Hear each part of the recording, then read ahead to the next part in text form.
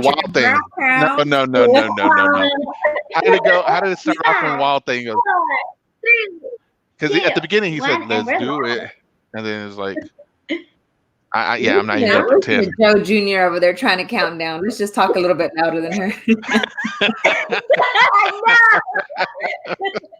I was a little off. Yeah, just a little. You were a titch, just a titch off. That's all. Hello, everybody. Good evening, everyone. You know, it's kind of cool having you to the side of me, Sandy. It's kind of different. Oh wait, hold on. I'm gonna get this right. Look at you. You got it right. Good job. Okay, ready? Oh. Blow it up. Whoa! Let me see. Bring it down. Wait. No, that's it's so hard. It's so hard. Ready? She's like playing. She's like all over the place. Don't worry. Hi, Tim. All right. Is Tim here tonight? Yes. So Carrie. You know, I'm glad you guys are here. Hi, Carrie. Hi, Tim. Hi, Carrie. Tim, wasn't that crazy today? Oh my gosh, guys. I have some news. Tell us how your day was. Yes. My day was like emotional roller coaster, but in a wild way, guys. Like, okay, let me tell you. I got my Blackstone came in today. I was so excited. It came in a day early, and I was like, what? And so I called my wife. She picks up, and I'm like, babe, the Blackstone's here. I was like, can you go outside and see if you could pick it up? And because I didn't know what to expect, and she was like, no, you're gonna have to come. I was like, okay, all right, I'll be right back. I'll be right there. So I went to the house, came to the house, and I was like, what? This thing is huge. I'll get you a picture later, but I had to go inside to get my gloves on, my yard gloves on, and I was like, and lift that thing. And I was like, good Lord, this thing is huge. But I'm so excited I got it in. I can't wait to do the unboxing.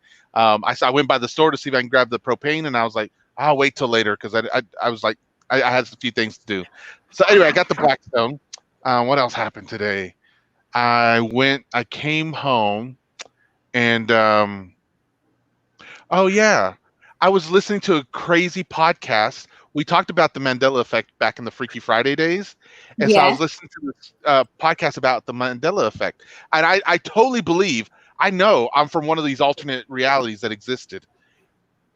But this podcast gave an actual possible reason for the Mandela effect. And this is the first time I've ever heard it. And I've watched and listened about the Mandela effect forever. And I was like, shut the front door. So you sent me the link and I didn't get to watch it. So don't ruin it. Okay. No, I'm not going to say it. I'm going to say it because it's going to be good for Freaky Friday when we bring back Freaky Friday. Oops. So anyway. Anyhow, so while I was listening to it though, guys, I heard something and I was like, this podcast didn't have any music in it. And I was like, what's that noise? And I had steak. And so the house was smoky and there was sizzling everywhere. And I was just like, what is that noise? So I took the pan off the stove and I walked closer and I'm listening to the podcast and then I hear it, but then I pause it and I'm like, I still hear it. So then I start walking to the door and I'm like, and I unlock the door and I open it. And it's raining. No, don't go there. But it is raining and there's thunder and everything. And I'm listening and I'm like, and I was like, oh my gosh. So I slammed the door. I ran to the house. I said, everyone, get downstairs. Harry, get in the basement right now. And the girls are scared. My wife, she's locked me out of her room because she's in a podcast. She was in the middle of a podcast that she's doing. I had to unlock the door and I'm like, babe, get off. We got to go downstairs now. And so we get down there. I'm on the phone. Guys, there was like huge swirling clouds above us. And we got the tornado thing. I heard the siren before my phone had a chance to alert that there was something going on.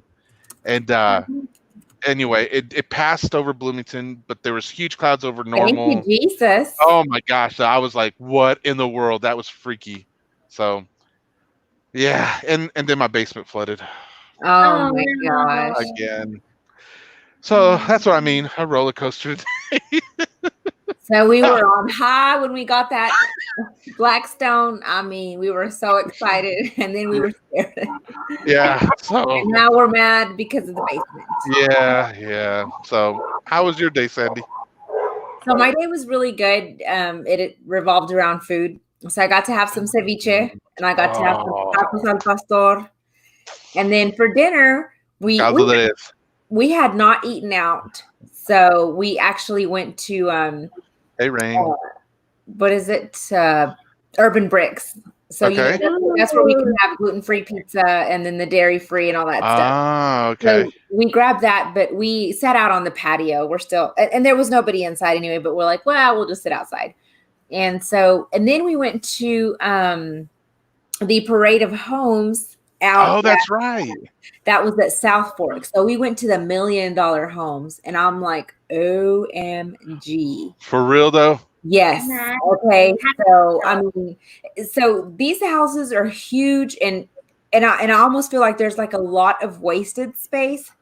And anyway, it was gorgeous. I mean, beautiful, gorgeous homes. One of our friends is I'm going to get his title incorrect. Anyway, so the house that he worked on, he gave us a tour, so we got to see. I mean, and just some of the touches, like there was an awesome backsplash, and he's like, all of this, like this individual tile is all handmade. What? And then they brought in. I want to see y'all's backsplashes while you're on that, because I'm interested in backsplashes. So. Oh, really? Do you have backsplashes in your house, Sandy? I do have a backsplash. Take a picture later and send it to us, okay? I will. All right. And another thing too is they had brought in this. It's just basically like charred wood, and anyway, they brought it in from Japan. And so there was a fancy, very fancy. I'm telling you. So this house was a 3-bedroom house, but it was 6,000 square feet. Y'all, the basement is unreal. So they have this awesome basement, and it's set up like a theater. So it's got the stair steps going down, and it's got like the nice recliners. And so anyway, then it has this awesome pool. I mean, just everything is just amazing. And for those of you that don't know, Sandy has a thing for pools. I do have a smidge of a thing for pools. So anyway, and then we found one that I'm like, okay, this is gold right here. This backyard is gold. Yeah, Joe Baker, they spared no expense. I mean, wow. It was gorgeous. So anyway, that's all we did. And I lost track of time. And then by the time it was like a time suck. And I'm like, oh my gosh, it's like almost 9 o'clock. We got to go. Oh, no way. Yeah. So we got there about 7. So it took us about a little over 2 hours to look at all those houses. And you're out walking around looking at it, or is it you stay in your car? I've never done one of these. Okay. So the Parade of Homes is, no, you get out, you walk in the house, and you have to put like covers, take your shoes off or put slip covers on your shoes, and you walk around. We had our masks on. If there's too many people in the house, which of course, I mean, these big old houses, there can be plenty and you wouldn't even know that they're in there. But so everybody's just kind of looking with their masks on and stuff like that. Usually, Carrie's saying, I was trying to keep my house details on the deal, bad, girl. Carrie, my bad. That's why I didn't say your name, Carrie. But there was what? What was I saying? Slip covers. That's why I could never be in appellate court. See? Already said it. The judge threw a question at me, and I'm like, "What was I, Judge?" I object. Yeah, I object to that question, Carrie. Anyway, it's a great time, beautiful home. So, is it today only? No, they're actually through the weekend, I believe. And I'm not going to go to another subdivision, which is up north. So if anybody wants those tickets, I can give those to you. So you won't get the other ones because I've already used those 2. But the other subdivision, if anybody wants them, just let me know. Yeah, if y'all want them, we'll get y'all all in a room, hand y'all some clubs and some maces and things like that. Last one standing gets the tickets. At Sandy-Abbe. And if you send a donation to @JPiña123, I'll make sure to put in a good word for you. Yes. That's my Venmo, FYI. Right. Thank you. Anyway, B, how was your day? It was good. I mean, just went to work and then came after and cleaned and exercised. And that was about it. Just a typical day. How exciting. Right. Slow down. So I think this is my 3rd day that I told y'all I'm going to fold my clothes. You didn't do it, Sandy. Is today Wednesday? Yeah, I've not done it. Just Yes, in case y'all were curious. ma'am. I'm a busy girl. I've got things to do. I don't know how you're wearing anything clean. Maybe you're not. I don't know, but Gina. It's all right. 2 more uses, we're good. Well, guys, I do want to tell you about our guest today. I'm really excited about having this guy on. So it was really funny how I found him. I thought he lived in Bloomington up here with me, and we both use the same software to broadcast our streams. And I reached out to him thinking he was here in Bloomington. And I was like, hey, I see you StreamYard. Interested in coming to the show or anything like that? And he was like, yeah. So we get to talking, find out he lives down in Austin, in your neck of the woods kind of thing. Funny thing is because you did tell us he's like, this guy's from up here. And I'm like, okay, cool. Yeah, I did. That was my fault. But anyhow, this guy, he runs a podcast. He's been doing this podcast for a little over 2 years now. He does it in tandem with his wife. They both they founded this podcast and they run it together, and it's called All Things Parenting. No, it's not. That's where you can find the podcast at. Is on Anchor. I think the page is called All Things Parenting, but it's called Preparing Kids for Life podcast. Okay. And he says over here at Preparing Kids for Life, our mission is to empower parents with the mindset and the map to confidently navigate the journey of helping their children become fully prepared for life as the best version of themselves. So I hope you guys are excited to welcome Daniel to the show and prepare your your parenting questions for him. But without further ado, this is Daniel Hagedorn. Hey guys, thanks so much for having me on. Appreciate it. Welcome to the show, man. So did I get your last name right, Hagedorn? Yes, you did. I know it's a weird name, and it's Dutch. And, okay. So it's funny. I had a friend of mine that I played soccer with who was actually from Holland, and he told me that it means hedge of thorns in the Dutch language. So my last name is lame in 2 different languages. I wouldn't think it was lame. I just would be like, is it a good thing though, or? So I was thinking that movie was Game of Thrones, and I was thinking Hedge of Thrones, but is it? I didn't watch that. Let's get back to things. So Daniel, thanks for coming on the show tonight, man. I really appreciate that. So I love what you're doing. Thank you. I appreciate it. We kind of attach to what we do too. But tell us a little bit about yourself. Well, I grew up probably like a lot of people grew up in a family that had its own sort of unique kind of dysfunction. Yeah. And when I was 8 years old, my mom had a cardiac arrest, and it cut off oxygen to her brain, and so it left her brain damaged. And so my dad and I spent the next 13 years taking care of her until she had another cardiac arrest, and she passed away in our arms before the paramedics could arrive. So my dad, in the meantime, he did the best he could with what he knew, but our relationship kind of soured, and it became very abusive. And so I grew up in a very dysfunctional home. And it's ironic because my wife and I started a company called Preparing Kids for Life, and it's like the last thing that I ever should have been doing, Right. Based on where I came from, because there was nothing in my life that was preparing me. And so I think that there was part of what my wife and I have done is that, we've worked through a lot of stuff in ourselves, and then becoming parents, and even becoming parents was hard. Like, my wife told us we're pregnant, and, everybody has that Lifetime movie of the week moment. Oh my gosh. And they look lovingly to each other's eyes, and the tears well up, and like, oh, we're pregnant. It was not like that for me. Like, oh my God, my life is over. Okay. Because I felt like I was so insecure about who I was and where I was. I'm like, great.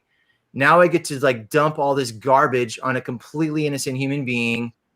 That's real talk. That's real talk right there. So for any of you guys who try to process that sometimes, like, that's just honest. Like, I got happy for my kids, but I'll be honest, I thought, man, I have a lot of baggage too. And the idea of passing that baggage on. Yep. Yeah. I mean, 'cause, you know, just like you're saying, you know, I thought we put the fun in dysfunctional for real. I mean, you know, I mean, our family was, you know, and then I'm passing on my dysfunctional onto my children. So, I mean, I hear you loud and clear. Yeah. And so this is really kind of my story, but also has become in some ways my strength, because it's what drives me. And so there was a program, it's called Grief Recovery, which I used, and it's a tool to kind of help you process through all this stuff so that you get to the other side and you're free of it. You know, then you have space to respond differently instead of just constantly responding to your triggers. And so like you guys were sharing, you know, it's like you have all this stuff in your life and you don't want to pass it on to your kids because you love your kid. I mean, you walk in front of the bus for your kids, you know? Right. I mean, so this is the last thing in the world that you want to do is pass down all your junk. And that's honestly the fear, because whatever we don't deal with as parents, our kids will. I mean, that's just the hard truth. And so that's really where we came from, is we realized that the best thing we can do for parents is not go, here's a 5-step easy plan to better parenting. You know, it's like, that's not what's going to like make it happen. What's making it happen is helping parents process through their stuff so that they give their children a childhood that they draw inspiration from, that they draw strength from, and they become the men and women that they were meant to be, you know? And I hear you on that, man. I think about like, as you were saying that, I reminded, like, I remember one time when my wife was telling me about how, you know, I needed to make sure that I'm there for the girls, that I wanted to be there for, I have 2 daughters. Make sure that, you know, I could be there for them to talk to. And she was like, you're going to want them to talk to you, right? Heaven forbid anything happens to me, you're going to be left with, you're going to be the one, all they have left. So, you know, and I remember thinking, so I remember having conversations with both my daughters throughout the years, just about weird stuff and crazy stuff and stuff. I'm like, I don't care about any of this, but I'm gonna listen to you because I love you. And you know, I want you to come to me and talk to me, even if I don't like it, but I want you to come to me. And so, that's awesome. Yeah, it's funny. I found, you know, I taught for a number of years and have worked with kids for 30 years in one form or another, whether it was in youth ministry or whether it was in school or volunteer. And kids are like, actually kids are simple. They're just not easy. Yeah. You know, so what, like, for example, one of the things that's amazing about kids is they have this amazing capacity to forgive. Yes. Oh my gosh. So beyond gracious. Yes. But there's a trade-off for that graciousness. And the trade-off is that if we try to pretend to be something that we're not, if we have like home face and work face and church face or whatever face, and it's different than who we really are, our kids pick up on that so quickly. And probably the only unforgivable sin I've come across is hypocrisy. Like, kids just eat you alive when you're hypocritical. But if you can own your stuff, man, our kids, like when I was my first year of teaching, I was giving my first test. And so we're almost, you know, we're all done. And I'm like, well, I might as well get a jump on the grading and get started. And so I look for my answer key and I can't find it.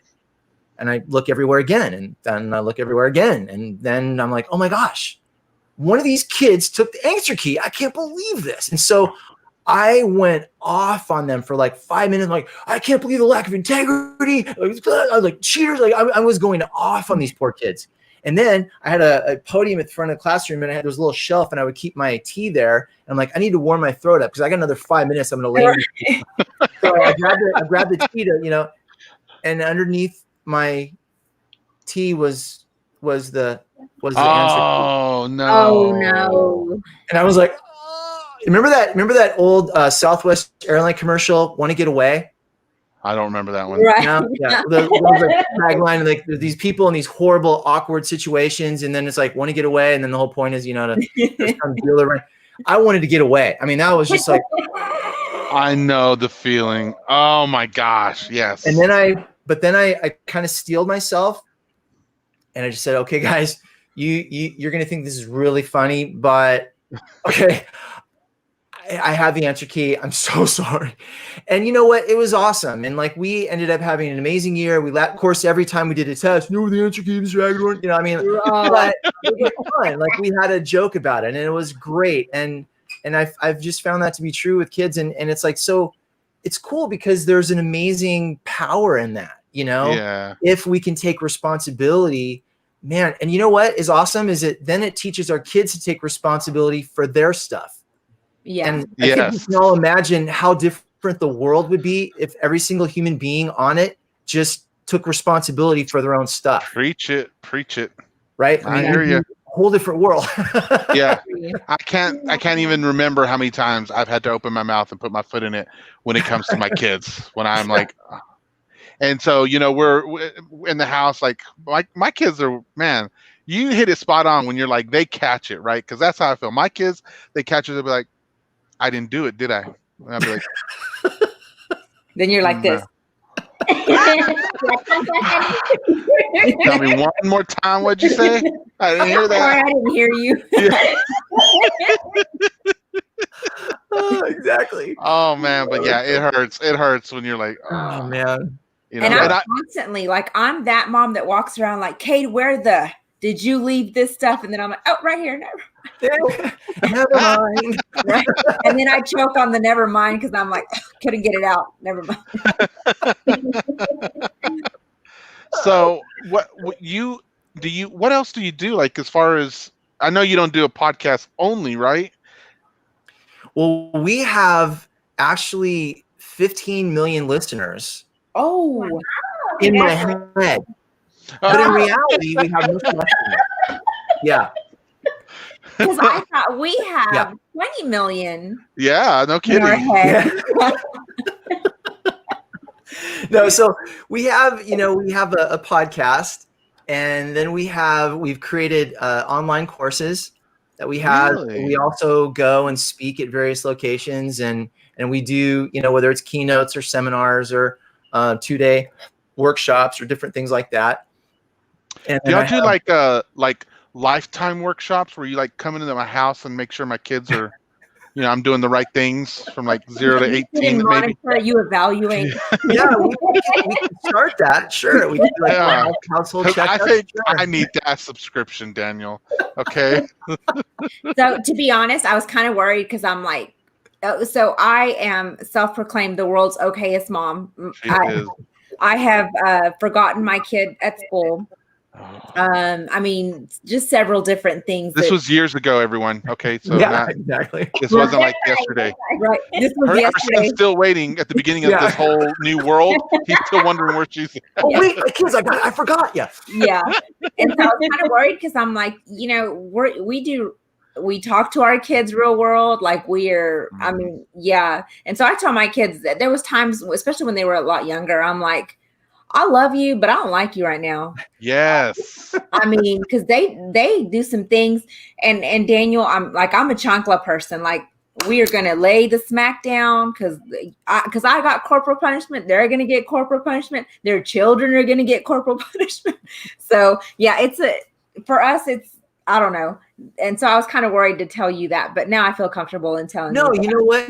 Like we did that too with our daughter, as was needed. I mean, like, well, the way that we did it is we just would, obviously it's age appropriate, but we would talk to her as much as possible about why. And I think that's just really important that kids understand the why. I agree with you. Sure. It takes me 30 seconds. If it's more than 30 seconds, we're done with the why. Yeah. Yeah, I'm like, I can't do it anymore. Yeah. Where's my chancla? The why is because a lot of times kids, if we sort of just treat it like punishment rather than training, then they get a different idea. But if it's training, then it's like, look, I want you to be your best, and you're not going to be your best if you are behaving like this. Right. And and there's really only a couple of things that we like. Lying and disrespect was the only thing that we really focused on, because everything else, hey, we all make mistakes. Right. I'm not going to punish my kid because they made a mistake. They spilled the milk or whatever. I mean, that kind of stuff. And so, and the other thing was just that afterwards, I would always pray with my daughter, and I would always hug her, and I would tell her how much I love her and how much how awesome and precious and special she was to me. And then we would laugh and we would tickle. And this is right after I finished spanking her. I mean, like we laughed and then we would be laughing and joking. And because I didn't want her to ever think that she got punished. I wanted her to always have an association. She's getting trained. And the purpose of that training is for her to be her best, you know? And that really, for us, that just really helped, you know? So, I mean, both my boys, my oldest one has moved out and he's about to be 20. My gosh, I said that out loud. You do not look old enough. She doesn't, does she? The filter. I don't know about that, but and then my youngest is 14. So both of them are ADHD. So, you know, when they were undiagnosed and unmedicated, it was a constant excessive talking, which they come by it honestly. You know, and it was just like he's blurting and everything else. So they were constantly in trouble. And so, I mean, so then I used the timeout method and I would forget to take them out of timeout, you know, age of like, oh my gosh, you're in there for an hour. One of them fell asleep one time, and they'll remember. If he was on here, he'd be laughing. But, I imagine you in the backyard with a glass of wine, a few glasses, and then you're like, what time? Oh my gosh. And luckily he's not on here because he would be usually telling my business. But but anyway, so I've made a lot of parenting mistakes on the way. And I actually tell my husband, I think I'm just now ready to be a parent. At 19. Yeah. I was nowhere, didn't have any business being a parent. And at 24, I still didn't have any business being a parent. So yeah.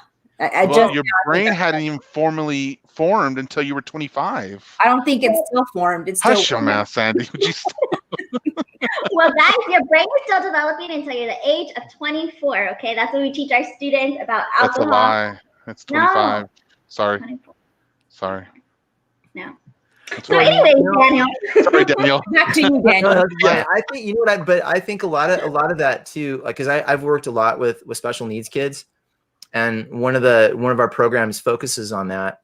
And I think that what happens with I'm just going to share a pet peeve. So when they talk about special needs, I believe every kid is special needs because I think every kid is special. And I think every kid needs to be educated differently.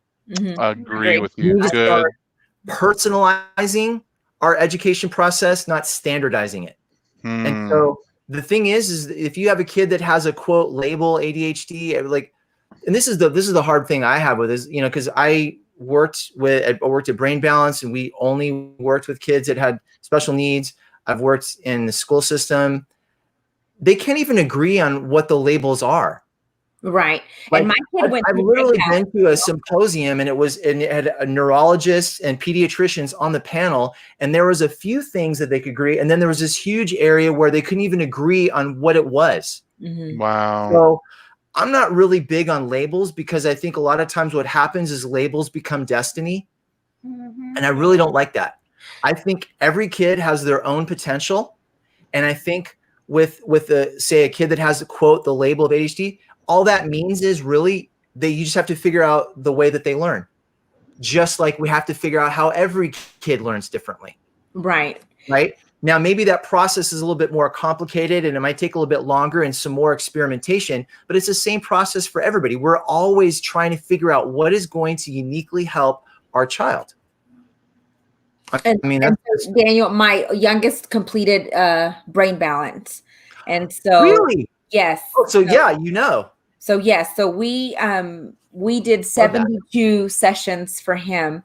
And I mean, we really haven't discussed it publicly, but I'll tell you, he was at 13, he was at an age level of 3 in a lot of his things. And so that was painful for me as a parent to know that was going on with him. And so here we are.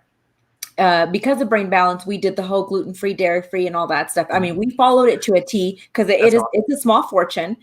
And so we're like, if we don't do this the right way, then we're going to lose a lot of money. So we did everything and we're still continuing on it. And we just see the progress that he has made, you know, and when we first were like, please, I hope this isn't, you know, just a scam and all that stuff. Absolutely. But, you know, we've been able to lower his medicine. And two, dang it, I lost my train of thought. Justice. You're talking about what he was doing in his program, lower the medication and oh my gosh, yeah, diet. So the diet and all. I mean, just to say that. I mean, it Brain Balance did help him, and also too, because they were ADHD. We always told them this is not a crutch. Like we're not always going to blame just because you did this. We're not going to say, "Oh, it's my ADHD," and that's always been a big thing for me. I'm like, I don't care what you have. This is not going to be something that you're going to say, "Oh, it was because of this." No, it's not. So that's where I was going with it. We never used it as a crutch, and I never allowed them to use it. And but Brain Balance, we liked it. Yeah, I mean, I'm not like a paid spokesman for them or anything. I really love, because I saw with my own eyes them come in. Most of the kids I tested myself, and then I was working with the coaches and monitoring their progress, and then I would be meeting with the parents each week and just kind of going over that, and then I would retest them at the 5-week mark. We would go over. I mean, it's the exercises alone are just amazing. I mean, if they started doing that in schools, that could totally transform just kids just from dealing with the primitive reflexes. And sorry, that's a little, I know I didn't even bother explaining what those. So right. Well, because I know. Yeah, there's 70 known primitive reflexes. Dr. Malilla, who's the one that created Brain Balance, he focuses on 8 of them. And those 8 primitive reflexes are kind of like our survival reflex. So probably the most common is if you think like the palmar reflex. It's like when you put your finger in the palm of a baby, and the baby's hand immediately closes down on it and brings it to its mouth. Right? It's a survival reflex. We all have them, but the problem is that they're supposed to go away. If they don't go away by the age of 2, then they start inhibiting development. And so the brain is growing from the back, and it grows forward a little bit at a time like this, right? But what happens is there's a thing that bridges it called the corpus callosum that connects the 2 hemispheres. And what happens is that there is no communication happening between the hemispheres, and one side is much more advanced than the other. So the advanced side tries to do the job of the underdeveloped side, which it's not designed to do that job. So it doesn't do it very well at all. And then we always use the example of, it's like watching a 5-year-old and a 15-year-old play tennis. It's not fun for anybody. Right. And so what Brain Balance does is it helps to stimulate the underdeveloped side, so that now it comes in alignment, and then you're able to communicate better. And now both sides, and what unlocks that is the primitive reflexes, because the more you activate them, the more they're suppressed, and then eventually they go away. So it's kind of cool. There is a light at the end of the tunnel. Like, it's not forever. Right. It's just that it's encoded in the DNA, so nobody knows exactly when that happens. That's, the hard part. But these exercises are simple things that you can do at home with your kids 6 days a week, and you will see improvement. Now, the amount of improvement depends on the child and depends on the consistency, but absolutely, I saw improvement with every child. It was awesome. That's awesome. Yeah. Yeah, I agree. And Daniel, I listened to a couple of your podcasts because I thought I'm going to prepare for the podcast. I'm going to listen. So I listened to your very first one, and oh, wow. You and your wife. Yes, I went way back because I thought, let me see where he started and where he's at now. And then, I took some notes. There's a couple of things that caught my attention, and I had never heard this terminology before. So, I think I skipped over. This wasn't from your first one. I'm not sure which one this one was from, but you said said the word lawnmower parent, and you said it's a parent that mows down everything in front of their kids so that they never have to suffer, and it's always done with the best of intentions. Yeah. So, I'd always heard helicopter parent, but I'd never heard of lawnmower parent. And I sat back and I thought, am I a lawnmower parent? And I have to say that in some instances, I have been a lawnmower parent. And I thought I might be like that to my oldest, just because he's moved out on his own, and he's reached out for help, and I don't want him to be, and so I'm trying to break myself from being a lawnmower parent. Like there's like a light bulb that went off. So, anyway. Yeah, I mean, look, I don't know any parent that sets out and goes, yeah, I'm gonna really try to screw up my kid's life. I mean, nobody does. Right. Everybody wants to do the best for their kids that they possibly can. I mean, that's every parent, you know. But I think what happens is that with the best of intentions, you go in and you start mowing down all these obstacles, and then kids don't develop resiliency. And then, like, I was just reading this study that they were saying something like 1 in 8 kids are bringing their parents to job interviews. Oh my goodness. Shut your mouth. Wow. I was like, what? I mean, and then a few years ago, Stanford was talking about how many calls the professors were getting. I did hear that one. About, like, the roommate is not treating my child very nicely. What are you going to do about that? Like, these are adults, and their parents are, I mean, again, the parents mean well, but you're crippling Yes. the child, you know, when you're like sitting there intervening with your child's professor over their grades or over the, oh my gosh, that child, you know, one of my favorite quotes from the podcast is his last name is Clark. I'm trying to think of the first name, but he just says, you know, the best thing we can do for our kids as parents is to prepare them for when we're not here. Yes, I agree with that. Mm-hmm. And it's that whole idea that we've got them ready, you know, and one of the things that's big is resilience. I mean, you just think about any, it doesn't matter whether the person is spiritual or not or whatever, they'll talk about this concept of resilience when you're going to like a self-improvement seminar. It's like always revolving around this theme, because you have to be able to overcome mistakes. You have to be able to overcome adversity. You have to be able to persevere. And, you know, the thing is it amazes me is that perseverance is the one thing that everybody has. Like, it doesn't matter who you are on this planet, everybody can choose to persevere. Like, you have total power over that. And that's probably the most powerful thing. And, you know, it's funny, you read biographies of successful people, and that's one of the major themes they talk about is just, they go, there are a lot of people I knew that were more talented than I, a lot of people I knew more than I, had better connections even, but I was persistent, and they quit before I did. Yeah. And this is the kind of thing that we want our kids, we want them prepared for life. And so this idea of resilience is huge. I mean, it's a huge indicator. And so, you know, I think it's the cool thing about what you're doing though is so awesome is that you're being intentional about it. It's not that we have to be gurus on a mountaintop and know everything. We just have to be intentional and like, okay, well, let's figure this out and let's talk this through and let's, you know, sort through how we're going to approach this, you know, rather than just sort of go on. And that's awesome that you're thinking about it and considering it. Like, well, how do I do this better? And what can I do? And that's all any of us can do. Right. You know? And, you know, another thing too, I'm in the insurance industry, and it just amazes me how many parents still have their 35-year-old kid on their policy. And I'm just like, man, wow. I was on my own at 18, you know, and on my own insurance and stuff. And these parents are, well, my son got a new car, and I'm like, okay. So then I look and I'm like, your kid was born in 1976 and he's still, you know, and it's like, oh, well, I'm just. Oh, but that's because it helps the insurance come down for them, Sandy. That's why. Oh my gosh! Don't even. Oh yeah. and you know, and then they call for, oh well, I need to get them a renter's quote, and I'm just like, are you kidding me right now? I mean, it's seriously, it's like it didn't seem like I started in the insurance industry in 2002, and it didn't seem like that, but it's just now it's more of a norm, and I'm like, okay, you've got to get them off your policy, like. There comes a time, but some of these parents are, you know, helicopter, lawnmower, and I think Joe said snowplow parents. I mean, yeah.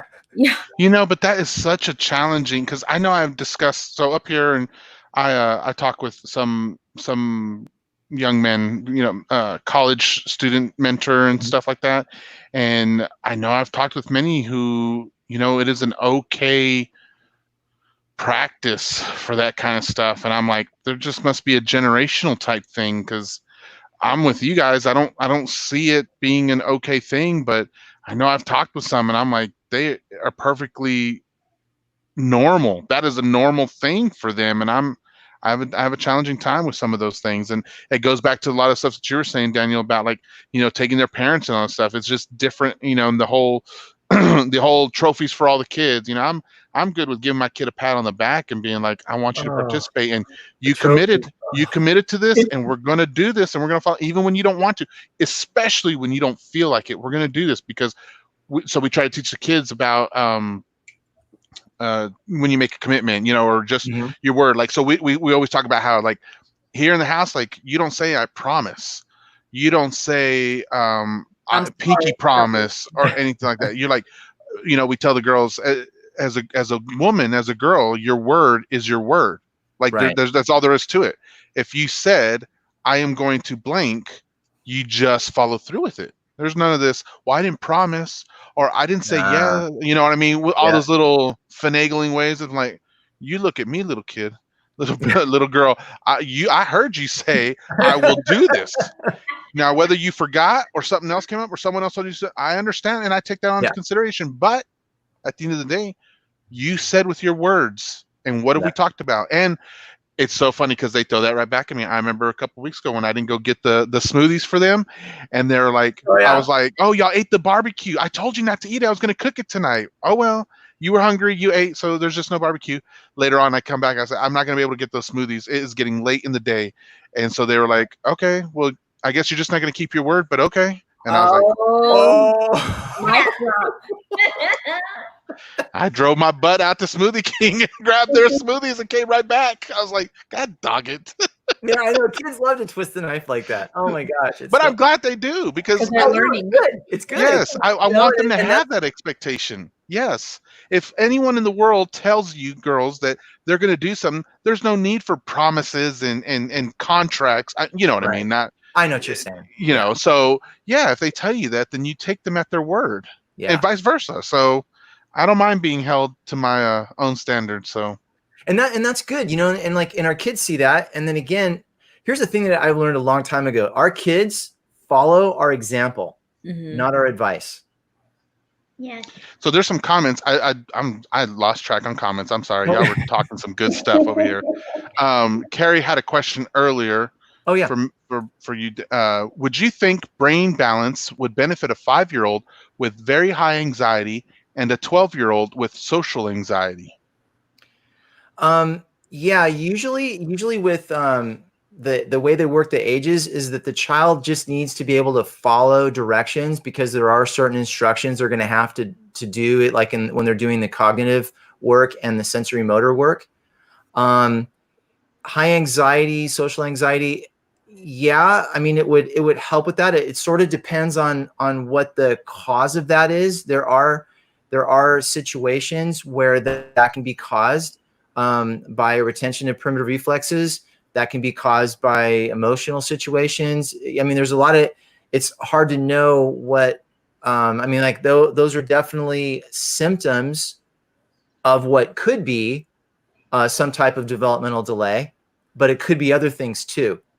One of the things that I like about brain balance, because I believe it, I love it, but it ain't cheap either. Right. And so most kids need 2 sessions. A session is 12 weeks. So that means the majority of kids are needing like 24 weeks, which I don't know what the prices are now, but I think it's somewhere upwards of $7,000. But I think it's worth it, but it ain't cheap. And so then it kind of also thinking about the question of social anxiety and so forth is you could go and get them tested there. It's a very comprehensive test. I mean, it takes about 3.5 hours for the kid. Mom and dad are filling out the thing. It takes them about 1.5 hours to fill out all of the intake forms. And then this is plugged into a computer, it's processed through, and they can tell you exactly which hemisphere is weaker. They can tell you exactly what's going on. And then you can decide whether or not you want to go and do that program, or if you just want to kind of do some things on your own, like maybe you want to change their diet, maybe you want to, do the primitive reflex exercises with them. I mean, you can kind of look at your options, but at least you'll know exactly what you're dealing with in very granular detail. The test is, when I was doing this a few years ago, it was about, I think, $400. They run sessions occasionally. What's that? They ran a special when we did it, so I want to say it was like $200 for the test. Oh, yeah, and there might be a special. Sometimes what they'll do is they'll take the cost of that and they'll just roll that into the program if you decide to go ahead and do it. So it varies. But I would want to know a little bit more information before I said that. I mean, I can kind of give you, like my general response, which is what I'm saying now, but I would want a little bit more before I could totally, say this is what I would absolutely recommend, kind of thing. Okay, awesome. Joe says, Joe is actually our other host, who B is filling in for him. But he's saying, yeah, my kiddo today was not happy about hiking, but I made him do it anyways. He was upset, but I told him that he has to learn to fight through the hard stuff. That's awesome. And I agree with you, Joe. I'm right there with you, man. Awesome. I think, yes, it doesn't feel good. It sucks. Yeah. On those days when I don't want to go to work, it sucks. I hate going to work on those days. Gotta do it. So I only feel like that Monday through Friday. Yes, I'm with you. Hey, you know what, too? I just remember. I'm glad you said that because I got to go to work tonight, like at 1:30 in the morning. Why? Y'all are launching something? Huh? Are you launching something? No, we're doing some changes on something, and I got to go in and literally all I got to do is unplug the phone cable and plug it in somewhere else. I'm like, and it's gonna take me like an hour. I'm like, really? Anyway, I digress. Carrie says, we don't keep secrets in our house. We keep surprises, but not secrets. I like that, I love Carrie. that.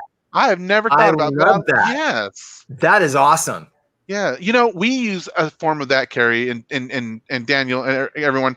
We say, so in our house, we're huge on no lies. We don't lie in this house. Yep. And so it's like, but what do we do when it's birthday surprises and gifts and stuff like that? I'm like, we just don't tell them they're getting a new grill for their birthday. That's all. Right. And don't tell my youngest daughter, because she used to be the first one to run downstairs after they got back from the store and be like, Dad, we didn't get you that grill you wanted for your birthday. No, we didn't. We can't keep surprises in the house. So we can't keep surprises or secrets in my house. Mm-hmm. Let's see who's. Oh, that's awesome. Yeah, Joe's like, keep your word or they will help you keep it. Yep. True that. So Daniel, what is looking on the horizon for you and your podcast and in all your endeavors? What are some things that's coming up soon for you? It's like probably a lot of people, it got altered from COVID. Like we were going to start to go in and talk to, we had a couple of foster care agencies lined up that we were going to go in and we were going to talk to the case managers and the executive directors and just try to help, give the parents some support there. We had a gig lined up for the FFTA that didn't come through. So there's a lot of things like that have kind of FFTA. It's the family. I know I get lost in all of the acronyms. It's trauma. Family Fair Tax Act. Sure, that sounds good. We'll go with it. But it's basically they bring together people that are in the foster care field. Like really foster care agencies. It could be maybe a legal, maybe a law office that specializes in things like that. So anybody that's directly or indirectly connected to foster care. So that's interesting, real quick, because our other co-host Joe. His wife works as a CPS. Wait, when y'all fill me in, because I don't live around there. Child Protective Services social worker. She's in the kinship department, so she works with the families and following up with the child that's in custody. It's the family is with standards and the child's in good hands, basically. Sure. So we will make sure to pass you on to her just in case there's some benefit there. We started to work with the foster care and sort of start speaking at conferences more because, there's not a lot of, they have some definite training and some things, but, it's like they're always looking for more help. And, a lot of times there's a lot of very difficult situations and circumstances in that. And so that's been kind of cool. Like that was sort of an unexpected, shift. And a pivot. So that's been cool. really, we're just trying to switch things around with COVID. And so we're doing more, online stuff and things like that, and interviewing people for the podcast and doing highlights. So yeah, it's just kind of soldiering forward, and I just feel like, I think the thing that hurts my heart a lot is I feel like parents are just bashed on. I just feel like parents are just, the society at large is just taking a giant dump on parents all the time. And and it's like, I'll give you an example. Even like you take a show like The Simpsons, and I'm sorry if anybody likes The Simpsons, I don't mean offensive. That's but fine. Ultimately, it's like we laugh and we joke about that. But if whatever is the object of what we laugh and joke about over and over and over, pretty soon becomes a joke. Oh. And so it's like, I see what you mean. Not all dads are some big bumbling doofus whose only value to the family is a paycheck. And not all moms are just successfully juggling 9 million things all at once. Like they're always portrayed in the TV like, oh, it's so easy. How come you can't work? And how come you can't do all this stuff and do 5 things and volunteer? And you're supposed to be super mom. And then the kids are sort of these two, snarky sages that outsmart their parents at every turn. Like that'll ever happen in any of our lives, right? Yeah. And but you know what I mean? Like it's almost like this template, and it's like this template of, parent shaming and just there's not a lot of, I just feel like parents get a bad rap. I mean, you got actors that play parents on TV and they get a red carpet event and they get to dress up in $25,000 gowns. Meanwhile, mom's got like throw up on her shoulder and she's like trying to get her kids through the night if they've been sick and everything else. And there's no award show for her. Wow. Right. There's no award show for like the extra shift that dad's working at the office just so he can make sure that his family has everything that they need. There's no award show for him. It's just like there's this just lack of appreciation for parents, and then parents are just feeling like all the pressure on all sides. And then of course there's just the natural insecurity that we have about, well, I just don't want to mess my kids up. For sure. I don't know if I have what it takes to be a good parent. I'm like, that's what we're all wrestling with, And so I feel like I just this whole thing that my wife and I did is we just wanted to start speaking life into parents, and just say, look, there is a principle, there's a mindset, there's a map, there's a way things work, but you need to trust that you are the number one expert on your own kid. Right.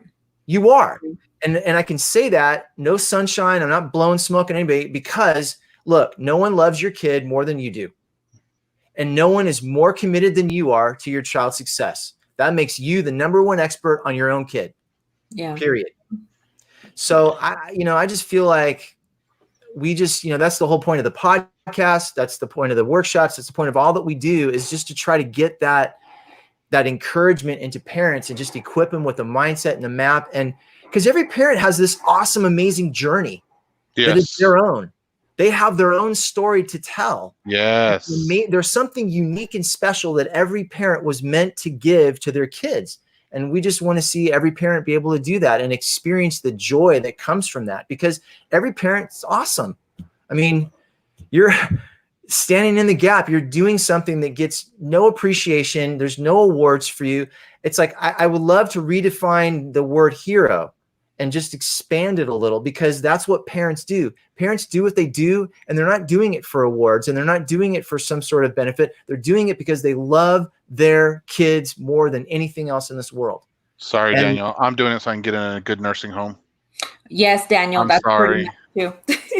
We want to make sure that they drop off. I said we're being good parents so we can get a good nursing home. Oh, Yeah. Yeah, they're gonna watch this. Yeah.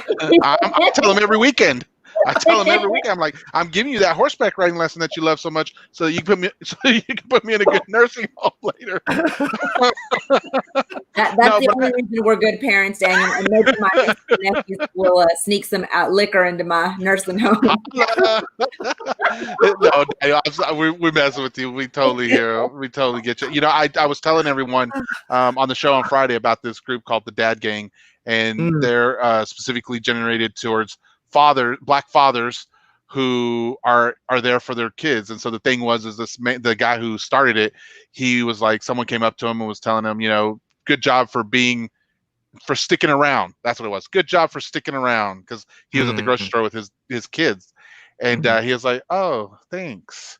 And so he was like, yeah, we're not unicorns or anything like that. There are actually good fathers who are there. And I was like, I know, because I have so many good fathers around me that hang out and do stuff with their kids, and not just hang out, but like their homework, they're homeschooling too. They are, let's do this Roblox program, and we're gonna learn together on how to do this. You know what I mean? And so I'm like, I don't know that whole. I see it on TV, like what you're talking about. The Simpsons, and then even like the crime shows. I see all that stuff, and it's like, I don't know that that's encompassing of everybody, because that's not my community over here. Exactly. So, I appreciate you saying that. Real quick, I want Carrie sharing something here. She says, sorry, B, she's got to cover you, but I think it is so important that we support and champion our friends and their parenting. I have 2 different sets of friends unwilling to move forward with getting their children professional help because they are too afraid of what their community will think. Oh. It breaks my heart, but people did that to these parents, and these parents are supposed to be the advocates for their children. Negatives and judgments are out. Championing and advocating is in. Amen, Carrie. Oh, man, that is rough. Joe says, yeah, I get that from my kids all the time. No respect, I tell you, but I love those jerks to the moon and back. So, Daniel, it's been great having you on, and I can't believe we're already towards the end. But I know. What we normally do is we like to give our guests a moment of time just to kind of share whatever it is they want with the crew. If you got this famous pancake recipe you want to share, this is your time to do it. If you got the cure for world hunger, this is your time to share with everyone, okay? Okay. Well, I just want to say thank you for tuning in, and thank you for having me. Just really appreciate you letting me be on here. I just want to say to you, moms and dads, that look in the mirror and realize the heroes that you are. Understand that you are stepping in day after day for your kids, with your kids, on behalf of your kids, advocating for your kids, fighting for your kids.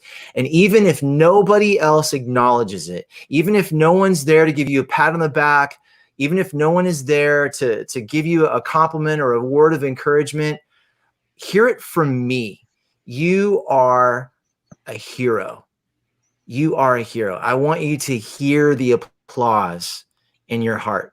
And so if there's anything that I can do at Preparing Kids for Life, pk4l.com, give me a shout out, connect. I would love to help in any way I can.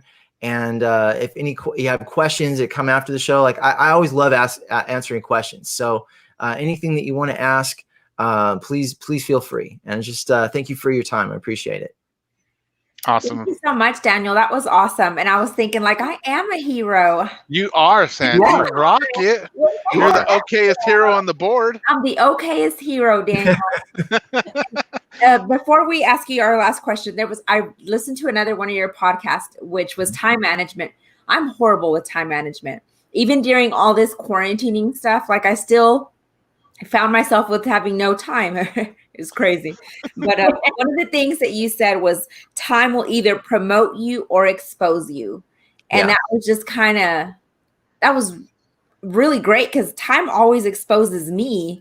I'm still 3 days into not doing my laundry. That's just, because I don't have time. I'm busy. Right. But anyway, so I really like that. And those of you that have trouble with time management, I suggest y'all listen to this podcast.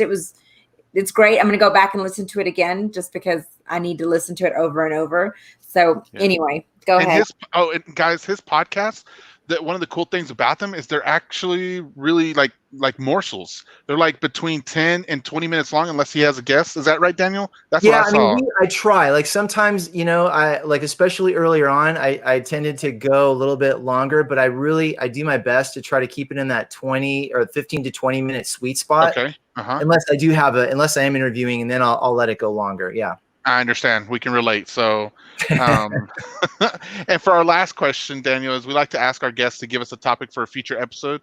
So with that in mind, do you have a topic you'd like for us to cover? I do. And it's really the thing that helped me break through my stuff, and it's grief recovery.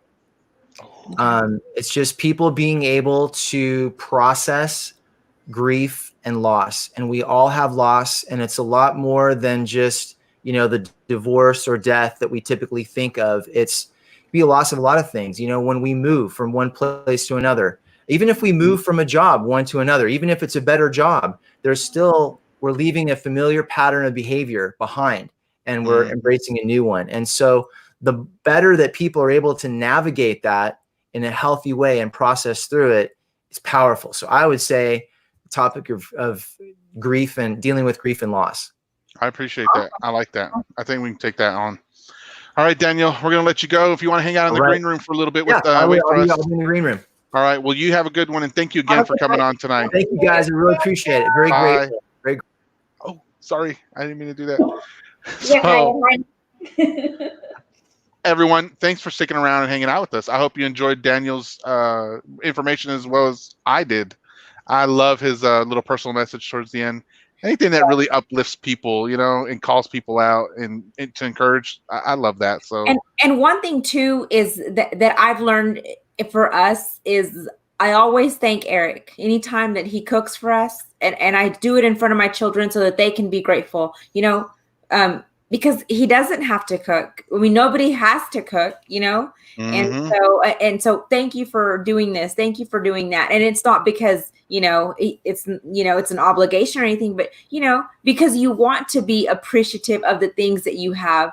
And because, you know, not everybody has someone that'll cook for them and clean for them and all that good stuff. So you have to appreciate what you have. And like Daniel was saying, you know, it's a thankless job, but if someone can say a thank you, then, you know, every little bit helps, and you let that person know that you are appreciated. So we try to make it a point for our boys, especially, so that they can be grateful for what they have, for sure.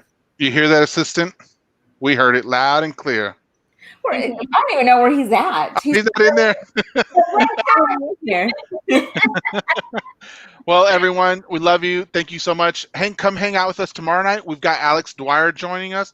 He is a musician here in Bloomington Normal, and he's also got his own podcast that is centered around sports, and it's called Not Another Normal Podcast. So there's a play on words that I'll let him share about tomorrow. But really excited for tomorrow's episode. So we love you guys, and as usual, remember to wash your hands for at least 20 seconds. You filthy animals. Good night, everyone. Bye, good night. Thanks for joining us. B, you're so funny.